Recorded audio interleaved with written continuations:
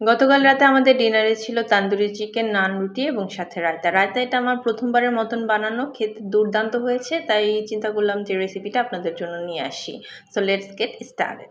প্রথমেই আমাদের রায়তা বানানোর জন্য লাগবে পুদিনা পাতা, ধনিয়া পাতা এবং একটি মরিচ, যেটা ব্লেন্ড করে নিব। আর একটি বাটিতে পানি ঝরিয়ে নিয়েছি টক দইয়ের পানি ঝরিয়ে তাতে ওই ব্লেন্ড করে নেওয়া পুদিনা পাতা এবং ধনিয়া পাতা, মরিচের মিশ্রণ, সাথে 3 চামচ চিনি, 1 চামচ গোলমরিচের গুঁড়া, তারপর দিয়েছি বিট লবণ, দিয়েছি ভাজা জিরার গুঁড়া।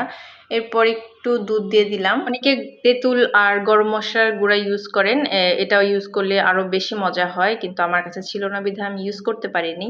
এরপর সবগুলো উপকরণ মিশিয়ে দেখলাম যে আমার কাছে মনে হচ্ছিল এই পেস্টটা, ধনিয়া পাতার পেস্ট, পুদিনা পাতার পেস্টটা একটু কম হয়েছে। তারপর একটু বিট লবণ, জিরার গুঁড়ো আর একটু দিয়ে দিলাম।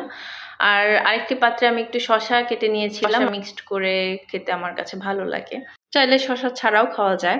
এটা আপনারা বিরিয়ানি, তারপর হচ্ছে যেমন আমি চিকেন দিয়ে খেয়েছি, সেটা দিয়েও খেতে পারেন।